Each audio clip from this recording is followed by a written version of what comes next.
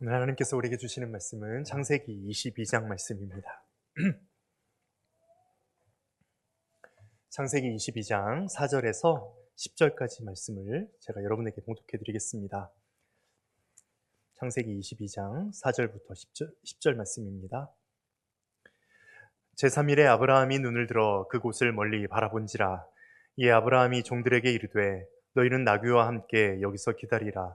내가 아이와 함께 저기 가서 예배하고 우리가 너희에게로 돌아오리라 하고, 아브라함이 이에 번제나무를 가져다가 그의 아들 이삭에게 지우고 자기는 불과 칼을 손에 들고 두 사람이 동행하더니, 이삭이 그 아버지 아브라함에게 말하여 이르되 내 아버지여 하니, 그가 이르되 내 아들아 내가 여기 있노라. 이삭이 이르되 불과 나무는 있거니와 번제할 어린 양은 어디 있나이까. 아브라함이 이르되 내 아들아 번제할 어린 양은 하나님이 자기를 위하여 친히 준비하시리라 하고, 두 사람이 함께 나아가서 하나님이 그에게 일러주신 곳에 이른지라. 이에 아브라함이 그곳에 제단을 쌓고 나무를 버려놓고 그의 아들 이삭을 결박하여 제단 나무 위에 놓고 손을 내밀어 칼을 잡고 그 아들을 잡으려 하니. 아멘. 벌써 3월이 되니 날이 길어지고 또 날씨가 따뜻해집니다. 정말 자연만큼 계절에 또 변화에 순응하는 것은 없는 것 같습니다. 그래서 자연이라는 이름은 순종, 순응 그 자체라고 생각이 듭니다. 우리도 우리의 몸과 마음을 하나님 앞에 자연스럽게, 말 그대로 자연과 같이 내려놓고 하나님의 이끄심에 순종하고 순응하는 귀한 시간 되었으면 좋겠습니다. 얼마 전에 청년 한 명이 제게 묻기를, 목사님 세운교회에 왜 오셨어요? 라고 묻는 것입니다. 담임 목사님 꼬심에 속아서 왔지 라고 말하고 싶었으나 차마 그렇게 말하지는 못하고, 부르니까 왔지, 부르니까 왔어 라고 대답했습니다. 전도사 시절부터 목사 안수를 받고 오랫동안 사역하던 교회에서 리더십이 바뀌는 과정 중에 거의 쫓겨나듯이 교회를 나와서 말 그대로 도망가듯이 미국 유학길에 올랐습니다. 석사 과정을 마칠 즈음에 갑자기 한국에서 신학교 교수님께서 이메일을 보내오셨는데, 당신께서 유학 시절에 사역하던 교회에서 부목사를 추천해달라고 해서 저를 추천하려고 한다는 것이었습니다. 마침 사역 자리를 위해 굉장히 절실하게 기도를 하고 있었고, 게다가 그 교회는 한인교회에서는 굉장히 또 유명하고 큰 교회여서 하나님께서 내 기도를 들어주셨구나, 마침내 기도응답이 되었구나 라고 생각을 했습니다. 그런데 알고 보니 이 교회는 원로 목사님이 은퇴한 이후로 지난 10년 동안 큰 분쟁을 겪으면서 교회가 2번이나 크게 쪼개졌고, 그 당시에도 원로 장로파와 시무 장로파가 대립해서 서로 굉장히 첨예하게 갈등하던 상황이었습니다. 그리고 제가 간다고 해도 새로운 담임 목사를 모시기 직전까지 불과 1년 동안 계약직으로 임시로 사역을 해야 한다는 것이었습니다. 이 상황을 소개해 준 목사님 말씀이, 그 교회는 싸움으로 유명한 교회이니 가봐야 득이 될 것이 없다고 말씀해 주시고, 저 역시 고생길이 뻔한데 굳이 그 교회에서 사역할 필요가 없다고 생각해서 교수님께 상황을 설명해 드렸더니, 교수님도 그런 줄 몰랐다면서 이 청빙 과정은 없었던 것으로 하자고 그렇게 정리를 했습니다. 그런데 그날 밤 고민과 갈등이 시작되었습니다. 네가 목사라면서, 네가 목사 일을 한다면서 너한테 이익이 되면 가고 이익이 되지 않으면 안 간다는 것이냐 라고 하나님께서 제게 계속 말씀하시는 것 같아서 마음이 괴롭고 또 시렸습니다. 그리고 결국 다음 날 다시 교수님께 연락을 드려서 그 교회로 가겠다고 말씀을 드리고 사역을 시작했는데, 정확하게 1년 사역을 하는 그 시간 동안 얼마나 놀랍고 또 얼마나 큰 은혜가 넘쳐났는지, 제 목회 여정에서 그 교회에서 보낸 1년은 형언할 수조차 없는 감사와 또 감격의 시간이었다. 그렇게 고백이 됩니다. 그때부터 제가 고백하게 된 목회의 원칙, 제 삶의 목회의 신조는 부르면 간다라는 것입니다. 부르면 간다. 이 이후로도 목사인 저를 필요로 해서 부르는 곳으로 가보면 하나님께서 왜 이곳으로 부르셨고 왜 하나님께서 이곳으로 인도하셨는지 분명하게 그 사실을 깨닫게 되고 감사하는 경험을 계속 하게 되었습니다. 물론 제가 부름을 받은 모든 곳에서 즐겁고 또 행복한 일만 일어났던 것은 아닙니다. 스트레스 때문에 몸에 스트레스성 발진 두드러기가 나서 무려 1년 동안 스테로이드제를 복용해야 하는 그런 고통을 겪기도 했습니다.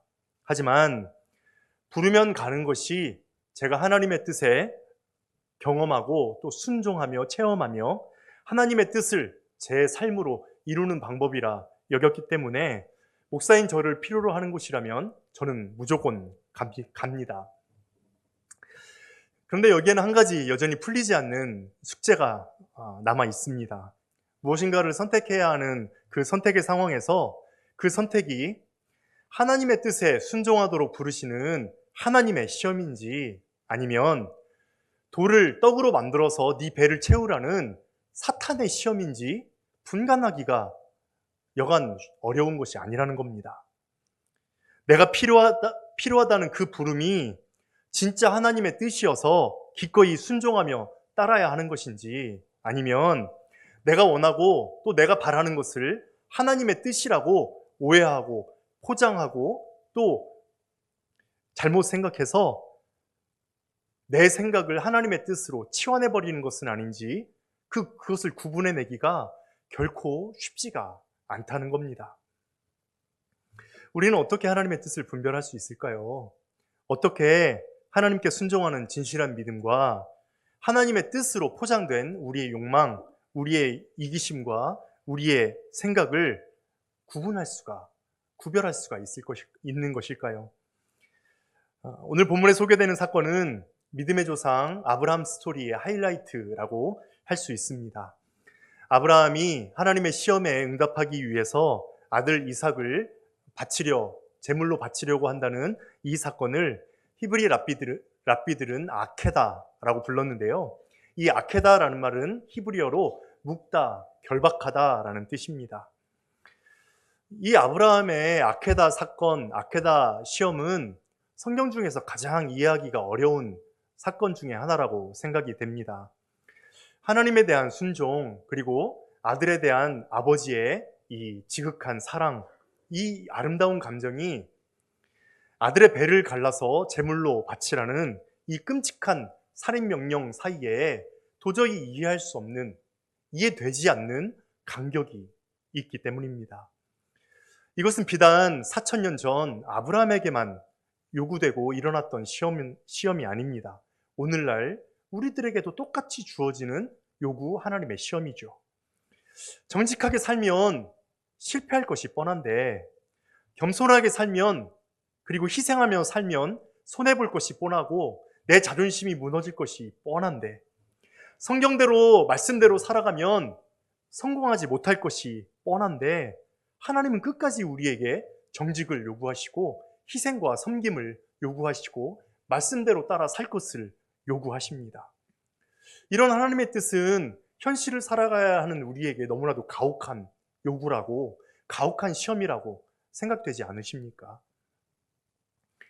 아케다 이야기를 통해서 하나님의 뜻을 발견하기 위해서는 두 가지 키워드를 깊게 묵상할 필요가 있는데요. 첫 번째 키워드는 바로 시험입니다.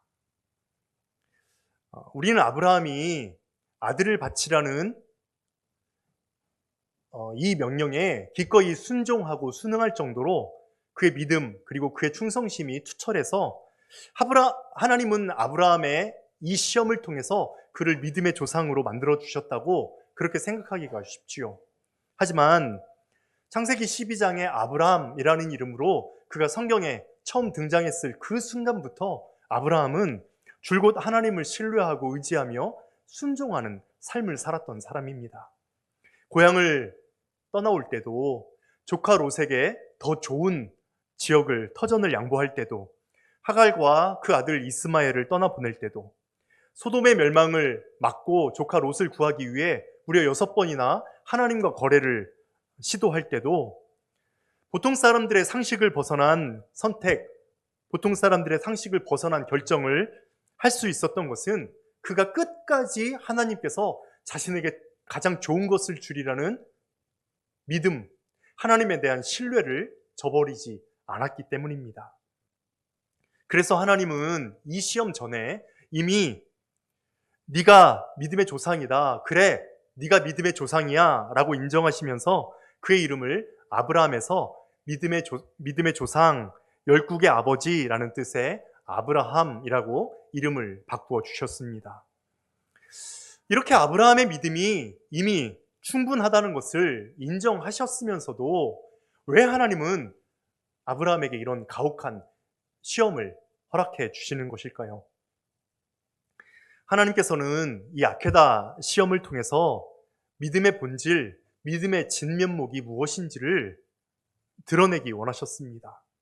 이 아케다 시험이 우리에게 던지는 질문은 우리가 하나님을 섬기고 있는가, 아니면 하나님이 나를 섬기고 있는가라는 것입니다. 나는 하나님의 도구로 쓰임을 받고 있는가, 아니면 하나님을 나의 도구로 이용하고 있는가라는 물음입니다.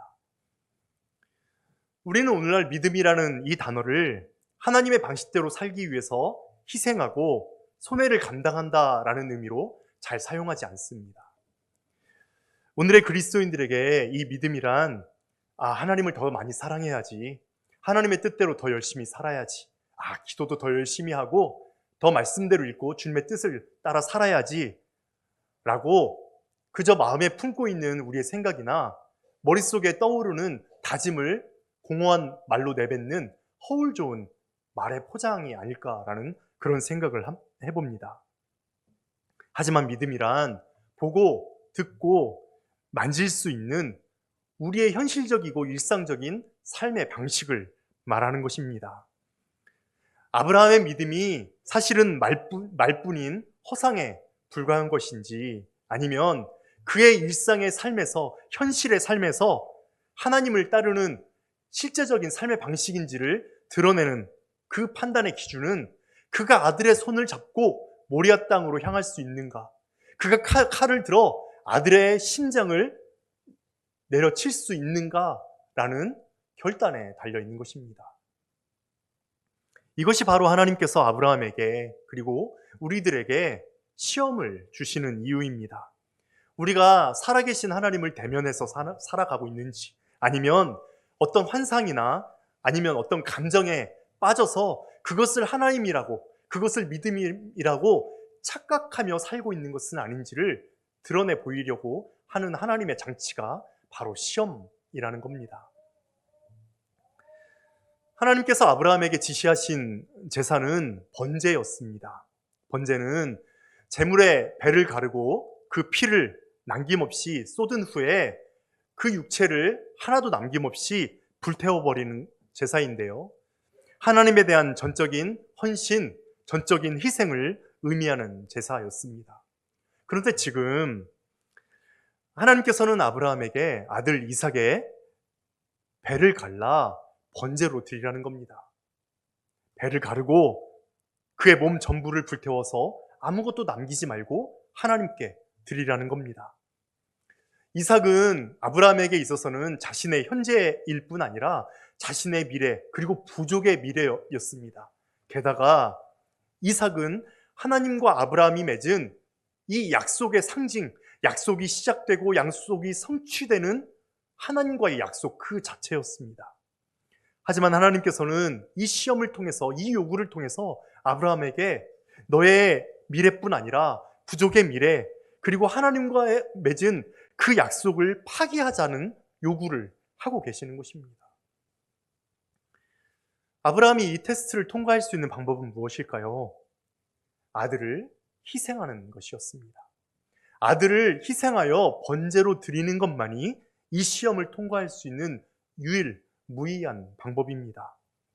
희생을 할 수 있는지 없는지에 따라서 그의 믿음이, 우리의 믿음이 믿음을 가장한 영적인 환상에 불과한 것인지 아니면 진짜 믿음인지가 판별됩니다. 그래서 믿음의 여정을 걷는 그리스도인들에게 하나님께서는 끊임없이 시험을 반복해서 주시는 것입니다.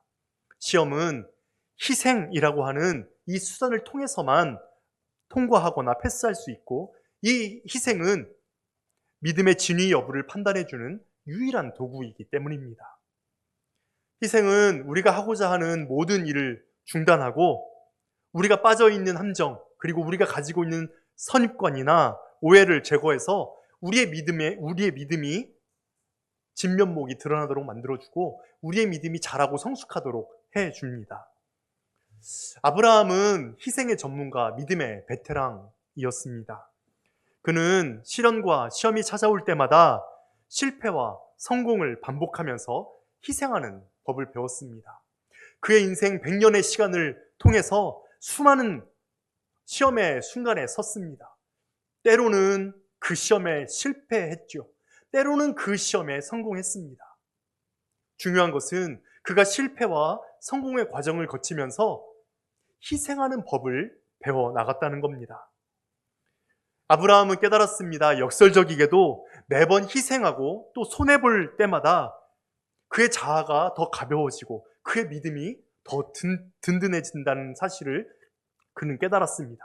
손해보면서 희생하면서 남겨두고 떠나는 그 과정을 통해서 아브라함은 채워지기 위해서는 포기해야 한다는 것을, 무언가를 얻기 위해서는 손을 펴야 한다는 것을 서서히 그렇지만 확실하게 깨달으면서 성숙해 갈 수 있었습니다.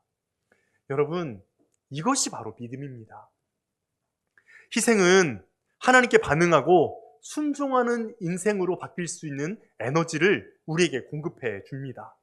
희생은 덜 즐겁고 덜 만족스럽고 덜 채워지는 것이 아니라 더 많이 행복하고 더 많이 채워지고 더 많이 즐거워서 하나님의 뜻이, 주님의 뜻이 하늘에서 이루어지는 방식과 똑같은 방식으로 이 땅에서 나의 삶의 한 복판에서 이루어지도록 만들어주는 유일한 도구이자 유일한 통로입니다.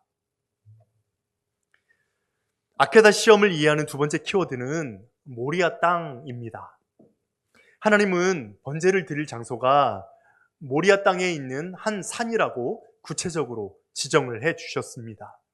모리아 땅은 이 아브라함이 거하던 거처에서 3일을 꼬박 걸어가야 하는 먼 곳이었는데요. 아브라함은 집을 나서는 그 순간부터 모리아에 이르는 그 3일 동안 아들을 하나님께 바치는 연습을 해야 했습니다. 여러분 한번 상상해 보십시오. 물론 성경에서는 아브라함이 조금의 흔들림도 조금의 의심도 없이 완벽하게 하나님께 아들을 드릴 작정과 결단을 하고 모리아 산으로 나아갔음을 우리에게 보여줍니다만 그 마음을 한번 헤아려 보십시오. 만약 그게 여러분이라고, 여러분 자신이라고, 여러분 자신에게 일어나는 일이라고 한번 상상을 해보십시오. 아들을 제물로 바치기 위해서 아들의 손을 잡고 집을 나서야 하는 그 아들의 아버지의, 그 어머니의 참담한 심정을 한번 헤아려 보십시오. 집을 나서면 아, 이제 됐어, 내가 이제 너의 믿음을 확인했어 라고 그런 확신의 말씀을 듣고 싶지 않았을까요? 하루길이 지나고 이틀길이 지난 후에 아, 이것은 하나님의 음성이 아닐 거야. 내가 하나님의 뜻으로 들었던 이 음성은 마귀가 나를 시험하기 위해서 들려준 음성이 틀림없어. 하나님이라면 내게 이런 시험을 주실 리가 없지. 하나님은 나에게 이렇게 가혹하시지 않을 거야 라고 생각하면서 애써 우리의 뜻을 하나님의 뜻으로 치환하고 집으로 돌아가려고 하지 않았을까요? 얼마나 괴로운 마음으로 아브라함은 기도했을까요? 이대로 아들의 손을 잡고 그야말로 하나님의 얼굴을 피해 아무도 모르는 그 땅끝으로 도망가고 싶은 마음이 아브라함에게 들지 않았을까요? 모리아산으로 향하는 이 아브라함의 마음은 마치 죽음을 앞두고 겟세마네 동산에서 기도하시던 그 예수님의 마음과 정확하게 맞닿아 있습니다. 고통의 순간에, 절망의 순간에 모든 것을 포기하고 그저 우리의 본능을 쫓아 도망가고 싶었던 그 순간에 예수님은, 그리고 아브라함은 하나님의 뜻을 분별하고 하나님의 뜻을 따르기로 결단하고 노력합니다. 이 모든 일들이 그가 걸었던 이 3일 동안에 고통스럽고 또 절망스러웠던 그 한 걸음 한 걸음으로부터 비롯되었던 것임은 의심할 여지가 없습니다. 하나님의 시험은, 아브라함을 훈련시키려는 하나님의 계획은 모리아 산으로 향하는, 모리아 땅으로 향하는 그 3일 길의 그 고통스러운 여정 안에서 이미 완성되고 있었음을 우리는 알게 됩니다. 그리고 왜 하나님은 모리아 산을 특정하셔서 그곳으로 이 아브라함을 인도하셨는지 그 이유도 깨닫게 됩니다. 하나님은 모리아로 향하는 그 3일 동안의 여정 자체를 예배의 공간, 또 예배의 시간으로 사용하고자 하셨던 것입니다. 아브라함에게 번제는 모리아 산으로 향하는 그 3일 동안의 여정 안에서 이미 진행되고 드려졌던 것이죠. 비록 최후의 순간에 하나님께서 이삭 대신 번제로 드릴 순양을 준비하셨고 이삭의 생명을 건질 수 있었지만, 아브라함은 모리아 땅으로 향하는 그 3일 동안의 시간 동안 이미 그 마음속에서 아들을 죽여 번제로 드렸기 때문에 더 이상의 희생은 필요치 않았던 것입니다. 아브라함은 예배를 드린 그 땅, 번제를 드릴 수 있었던 그 땅 모리아 산의 이름을 여호와 이레라고 불렀습니다. 많은 사람들이 여호와 이레를 하나님이 준비하셨다라는 뜻으로 오해하고, 하나님께서 내 필요나 내 성공을 위해서 무엇인가를 계획하고 또 준비하는 분이라고 오해합니다. 여호와 이레는 우리의 소원을 이루어주는 지니의 마법사라거나 또 우리의 바람이 성취되는 로또 복권 같은 것이 아닙니다. 여호와 이레의 본래 의미는 하나님께서 준비시켰다라는 의미가 아니고요. 이 이레라고 번역된 이르에라는 이 히브리어 단어는 본래 보다, 알다, 나타나다라는 뜻을 가지고 있습니다. 구약의 역본에 따라서 이 여호와 이레는 때로는 능동태로도, 때로는 수동태로도 사용되는 것을 발견하게 되는데요. 능동태로 사용됐을 경우에는 이 여호와 이레는 여호와께서 살펴보신다라는 뜻으로 해석될 수 있고, 수동태일 경우에는 여호와께서 자신을 내보이시다라는 뜻으로 해석되기도 합니다. 그러니까 아브라함이 모리아 땅의 이름을 여호와 이레라고 부른 것은 하나님께서 나를 살펴보신다, 하나님께서 나를 감찰하신다, 혹은 하나님께서 내게 나타나셨다, 내게 하나님을 보여주셨다 라고 고백하는 것입니다. 그리고 이제서야 이 여호와 이레의 본래적인 뜻을 확실하게 알고 난 이후에야 마치 조각난 퍼즐이 맞추어지듯이 하나님께서 왜 아브라함에게 이 아케다 시험을 주셨는지 우리는 그 뜻과 의미를 분명하게 깨닫게 됩니다. 모든 시험에는 목적이 있습니다. 학생들이 치르는 시험에, 그리고 운전면허 시험에, 그리고 취업 시험에, 모든 시험에는 그 시험을 치르는 목적을 가지고 있습니다. 그렇다면 하나님께서 아브라함에게 주셨던 그 아케다 시험, 그리고 지금도 우리에게 허락하여 주시는 그 아케다 시험의 목적은 무엇일까요? 왜 하나님은 어떤 의도를 가지고 아브라함에게, 그리고 우리들에게 시험을 주시는 것일까요? 하나님은 우리의 믿음이 나의 욕망과 또 생각을 감추기 위해 사용하고 있는 허울 좋은 포장지에 불과한 것인지, 아니면 하나님의 뜻에 따르기 위한 진실한 순종인지를 판별하기 위해서 우리에게 시험을 주십니다. 그 시험은 오직 희생을 통해서만, 자기 양도, 자아 포기라는 그 희생을 통해서만 통과하고 패스할 수 있으며, 그렇게 통과하면 우리는 하나님의 신비, 믿음의 신비를 깨닫는 열쇠를 얻게 됩니다.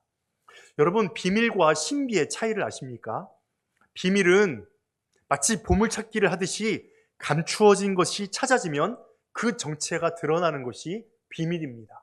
하지만 신비는 우리가 찾아도 발견해도 그 진면목을, 그 정체를 알 수 없는 것이 바로 신비입니다. 하나님은 신비로우신 분이시죠. 하나님의 사랑은 신비입니다. 그 신비는 오직 믿음이라는 열쇠를 통해서만, 믿음이라는 렌즈를 통해서만 열 수 있고 바라볼 수 있고 깨달을 수 있게 됩니다. 하나님은 아브라함이 이런 아케다 시험의 일련의 과정을 통해서 하나님의 신비를 깨닫고 하나님의 신비를 경험하기를 원하셨던 것입니다.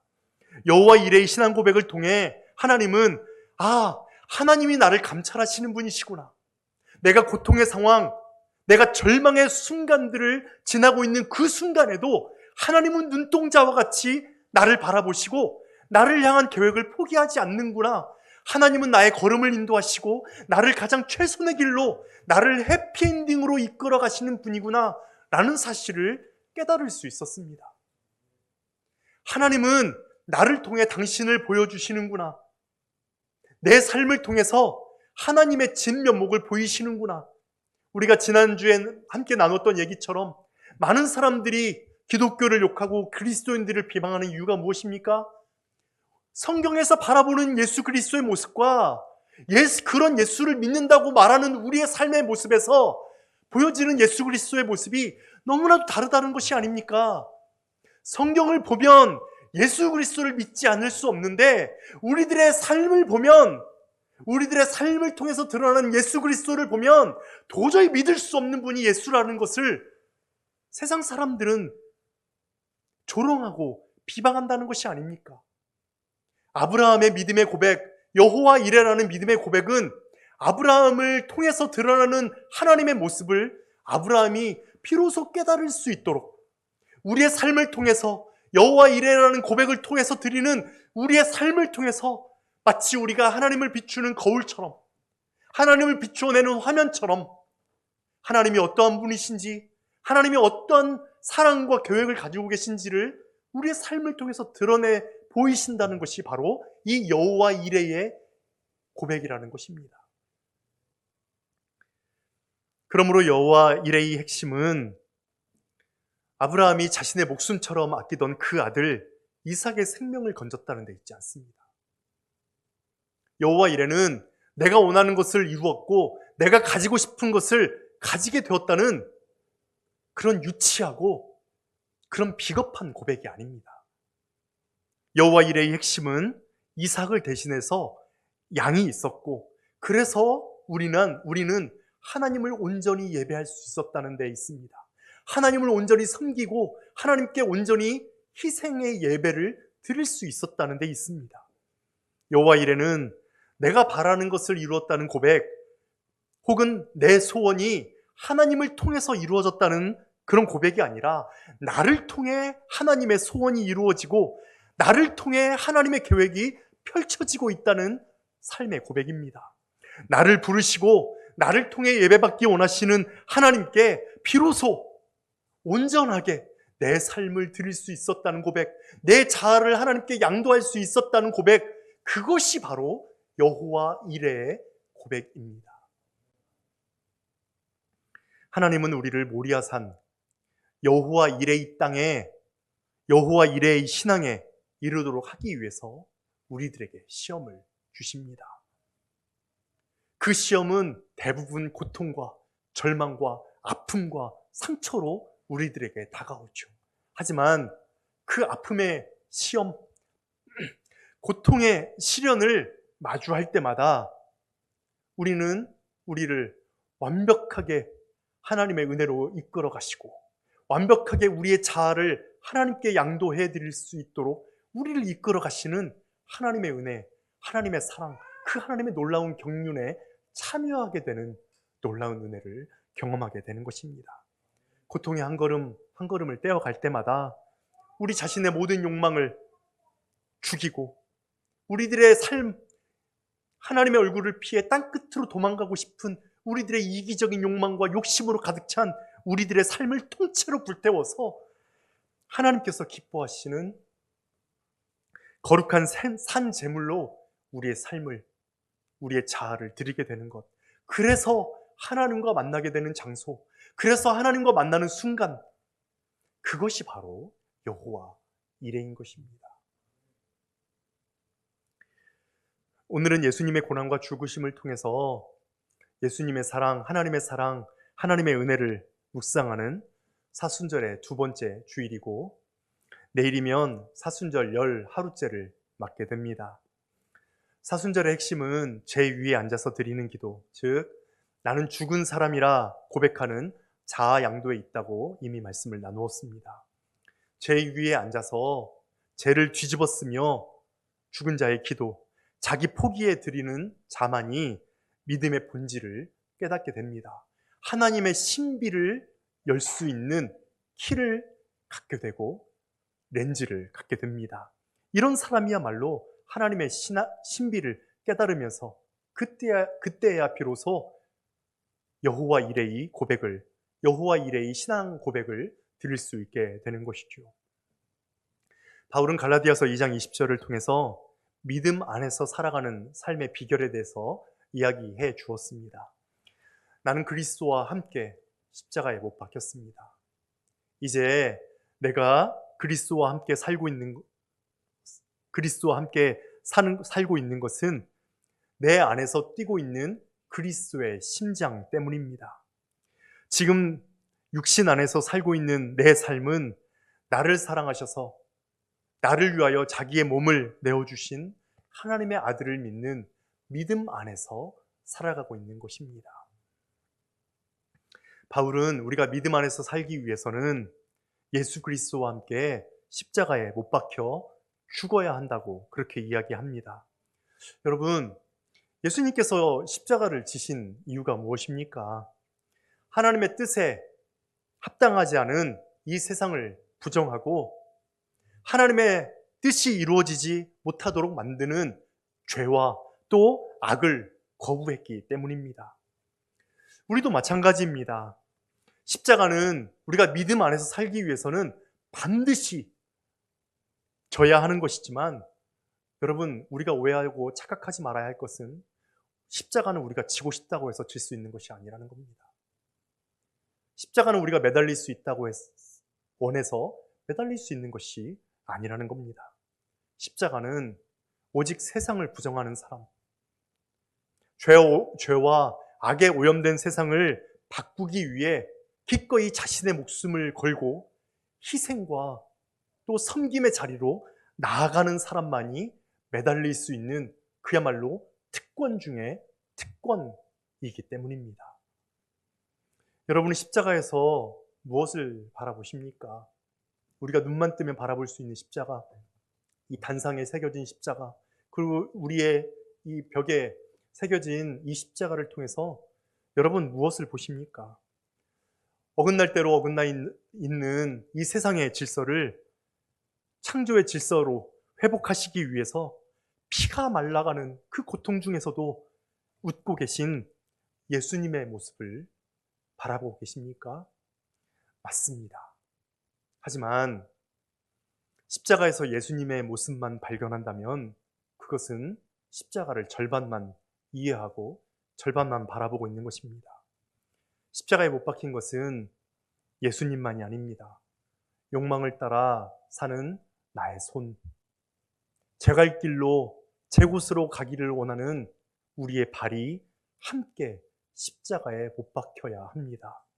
그러므로 십자가를 보면서 못 박힌 예수님만 발견한 사람, 못 박힌 자기 자신의 모습을 발견하지 못하는 사람은 육신을 따라 자기 자신의 손과 자기 자신의 발을 못 박지 않는 사람은 그렇게 자유로워진 손으로 예수 그리스도의 손에 못을 박고 망치질을 하고 있는 사람입니다.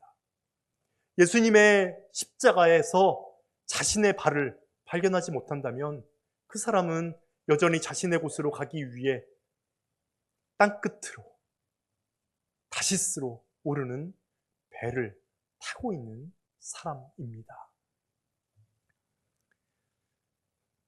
아케다 이 모리아를 계기로 마침내 여호와 이레의 제단을 완성시킨 이 아케다 시험의 참뜻을 우리가 생각한다면 오늘 말씀 중에 우리가 오해하지 않아야 할 것이 하나 있습니다. 이 이야기는 아브라함이 그렇게 어렵고 그렇게 힘든, 그렇게 패스하기가 힘든 그 시험에 결국 합격하고야 말았다는 아브라함의 성공 스토리가 아니라는 것입니다. 아브라함은 우리와 다를 바 없는 똑같이 연약하고 똑같이 평범한 사람이었습니다. 아브라함도 우리와 똑같이 시험이 찾아왔을 때 불안해하고 아파했으며 어떻게든 그 시련을 피하기 위해 그리고 어떻게든 그 시련의 고통을 회피하기 위해서 발버둥 치던 사람이었습니다. 그는 자신의 아내를 누이라고 속일 정도로 참으로 연약하고 비겁하고 참으로 약한 사람이었습니다. 그의 삶은 죄와 또 실수로 얼룩진 저와 우리들의 삶과 전혀 다를 바 없었습니다.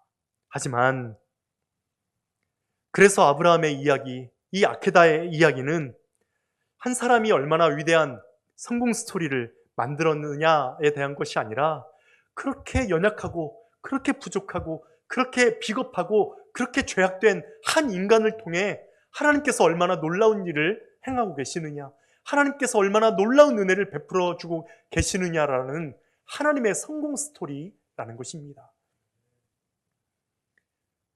이 비겁한 인간을 통해서, 이 비겁한 인간 아브라함의 입을 통해서 여호와 이레, 하나님이 나와 함께 계셨구나, 하나님이 나를 통해 당신을 드러내 보이시는구나 라는 위대한 고백을 하게 합니다. 이것은 아브라함의 성공 스토리가 아니죠. 그 연약한 사람을 통해서 참으로 놀랍고 상상할 수도 없는 놀라운 일을 역사하신, 완성하시는 하나님의 성공 스토리, 하나님의 은혜의 스토리인 것입니다. 아브라함의 원래 이름은 아브람이었습니다. 아브람은 존귀한 아버지라는 뜻인데요. 오늘날의 의미로 바꾸면 성공적인 가장, 성공한 가장이라고 할 수 있을 것 같습니다. 아마 아브라함의 부모는 자신의 아들이 많은 자녀를 거느리고 큰 권세와 또 큰 재산을 가지고 있는 존귀한 사람, 성공한 사람이 되기를 간절히 바랬을 것입니다. 그리고 아브라함도 그 부모의 바람대로 존귀하고 또 성공적인 인생을 살기 위해 무진 애를 썼을 것입니다. 하지만 하나님께서는 그의 이름을 아브람에서 아브라함, 많은 민족의 아버지, 열국의 아버지, 믿음의 아버지로 이름을 바꾸어 주셨습니다. 하나님은 존귀와 성공을 쫓아 살던 그 아브라함이 모든 민족, 모든 사람들이 걸어야 하는 믿음의 길을 걷는 믿음의 조상이 되기를 원하셨기 때문입니다. 그 아브라함의 삶을 통해서 하나님께서 얼마나 놀랍게 역사하고 계시고 하나님께서 얼마나 인간들에게 놀라운 은혜와 사랑을 베풀어 주고 계시는지를 많은 사람들이 이 아브라함이라는 이름을 통해서 보기를 원하셨던 것입니다. 하나님은 아브라함, 이 연약하고 부족한 인간을 통해서 당신의 자신을 보여주시는 화면이 되기를, 하나님을 투영해 보여주시는 거울이 되기를 원하셨습니다. 이것이 바로 하나님께서 자신의 성공만을 쫓던 그 아브라함에서 많은 사람들에게 하나님의 은혜를 전하고 믿음의 길은 무엇인지, 믿음이란 어떤 모습인지, 믿음의 삶을 살아간다는 것은 어떤 삶이고 하나님께서 주시는 은혜와 하나님께서 주시는 사랑을 경험하는 사람이 살아가는 삶이라는 것은 어떤 것인지를 이 아브라함이라는 이름을 통해서 사람들에게 보여주기를 원하셨던 것입니다. 그런 의미에서 하나님은 역시 아브라함의 삶을 살고 있는 우리에게 아브라함이 되기를 원하십니다. 우리에게 순종을 요구하시는 분이 비록 하나님이라고 해도 결코 내어놓고 싶지 않은, 아니 내어놓을 수 없는 그것을 우리 손에 들고 결박하여 그 모리아 땅, 여호와 이레의 땅 위에 제단으로 드리기를 원하는 그런 기적적인 삶의 변화를 체험하기를 원하십니다. 그리고 그때야 우리는 비로소 아브라함에서 아브라함이 됩니다. 하나님이 나를 얼마나 눈동자와 같이 지켜보시는지, 내가 지금 가고 있는 이 시련과 절망의 사망의 음침한 골짜기에서도 하나님의 돌보심과 인도하심으로 우리는 초원에 누워있는 것 같은 평안함과 기쁨을 누릴 수 있다는 것 사실을, 성경에서 보이는 예수 그리스도의 모습과 우리의 삶을 통해서 드러나는 예수의 모습이 그렇게도 다를 수 있냐는 그 세상 사람들에게 우리 삶의 모습을 통해, 우리의 말과 우리의 얼굴 표정과 우리가 살아가는 이 삶을 통해서 하나님의 진면목이 무엇인지, 하나님이 어떤 분이신지를 드러내 보이시기를 원하는 하나님의 도구로 사용되기를 원하는 진정한 의미에서의 아브라함. 그래서 이 야케다 사건은 고통과 시련의 일상을 통해서 우리가 하나님을 온전히 예배하고 우리의 연약한 삶을 통해서 성공적인 하나님의 이야기가 펼쳐지는 아브라함의 삶을 살게 하시려는 하나님의 은혜와 하나님의 사랑의 스토리라는 것을 비로소 우리는 깨닫게 됩니다. 함께 기도하겠습니다.